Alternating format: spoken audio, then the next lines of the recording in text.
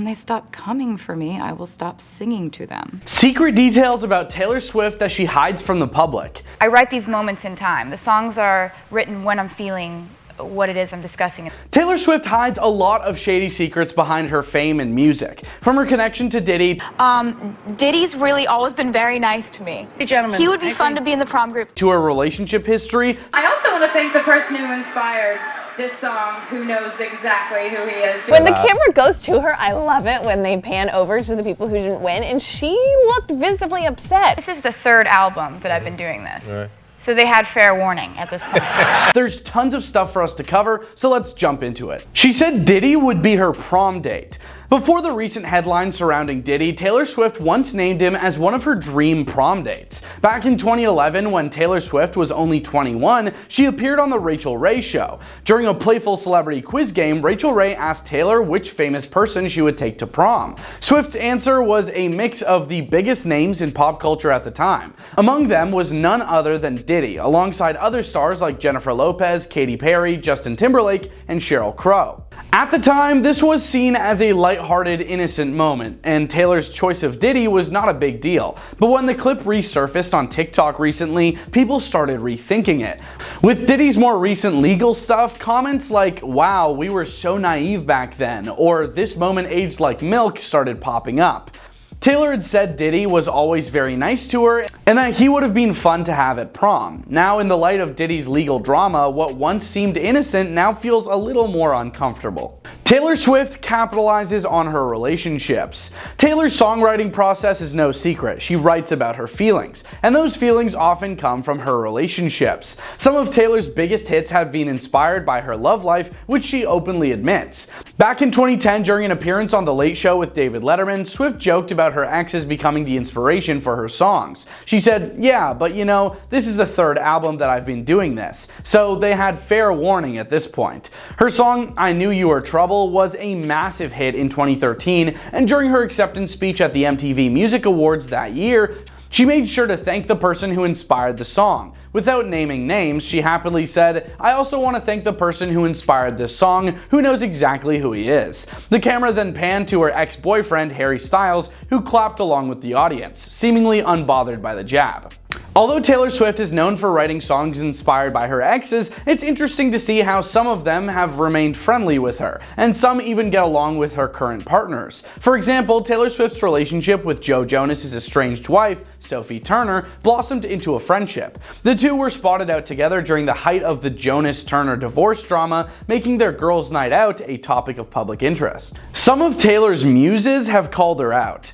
Not every person who has inspired Taylor's songs have been thrilled about it. One notable example is John Mayer, who has been open about his dissatisfaction with being the subject of Taylor Swift's song Dear John. In a 2012 Rolling Stone interview, Mayer expressed his embarrassment over the song, saying, "It made me feel terrible because I didn't deserve it." Mayer was reportedly blindsided by the song's release and said he never received a heads up from Taylor Swift. "I was really caught off guard," he said, adding that Taylor, who was already an international star, should have handled the situation differently.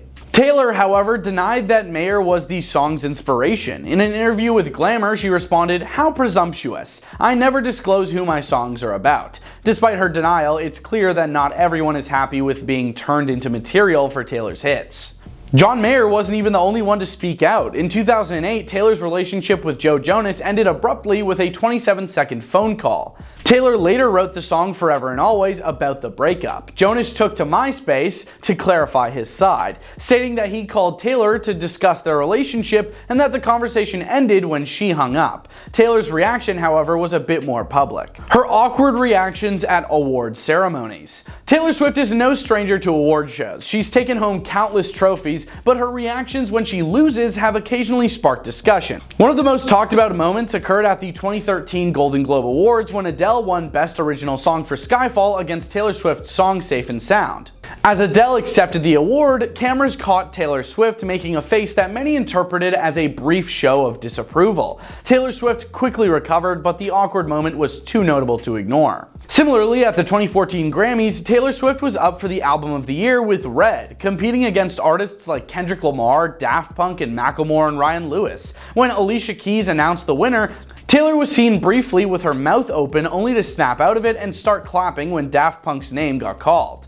Taylor later admitted in an interview with Grammy Pro that she thought she had won for a moment because of the way Keys said the announcement. She admitted to feeling disappointed and heading home to cry, treating herself to In-N-Out Burger afterward. Taylor Swift was accused of crashing a celebrity wedding. While dating Connor Kennedy, Taylor was accused of crashing a family wedding. The wedding in question was that of Connor's cousin, Kyle Kennedy, and he was reportedly against the bride's wishes for Taylor to attend. Connor and Taylor reportedly texted an hour before the ceremony asking if they could come, and despite a very clear "please don't come" reply, they showed up anyway. According to Connor's mother, Victoria Gifford Kennedy, Taylor Swift's arrival was less than courteous. She told the Boston Herald, "I showed her the door after introducing myself. It was like talking to a ghost." The incident was confirmed by Today Show host Kathy Lee Gifford, who was at the wedding and reiterated Victoria's account. She stated, "She seemed to look right past me when she tried to address Taylor." Though Taylor Swift's team denied the accusations, the story left many questioning the true nature of her relationship with the Kennedy family. Her confusing feminist ideals.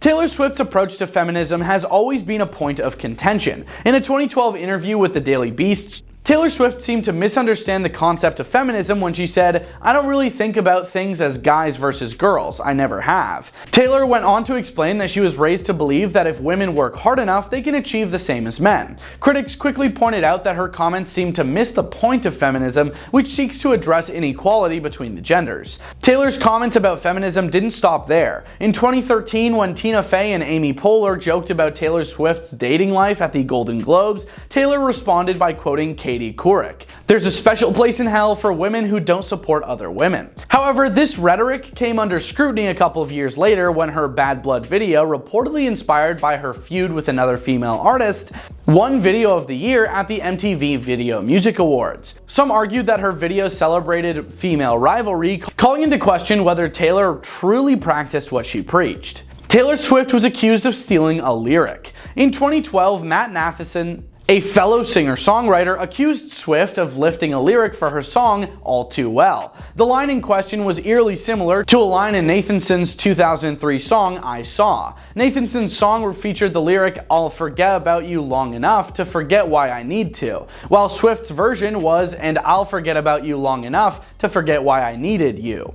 Nathanson, who was reportedly a fan of Taylor, took to Twitter to express his frustration, calling her a thief after noticing the resemblance. His tweet sparked an online debate between his fans and Taylor Swift's loyal followers, who didn't take kindly to Nathanson's comment. Taylor Swift never responded publicly to the allegations, but the incident raised eyebrows. The situation also added to the growing list of Taylor Swift's song inspirations that some people feel aren't entirely original. As we can see, while Taylor Swift may appear to be the all-American sweetheart, there's a lot more beneath the surface. From her seemingly playful choices of prom dates to her complicated relationships and feminist ideals, it's clear that the public persona Taylor presents doesn't always align with the behind-the-scenes reality. And as more secrets emerge, it's safe to say that we might see even more sides of her that fans never expected. What do you guys think about our list? Did some of these things Taylor did surprise you? Let us know your thoughts in the comments, and we hope you have a great day. Peace.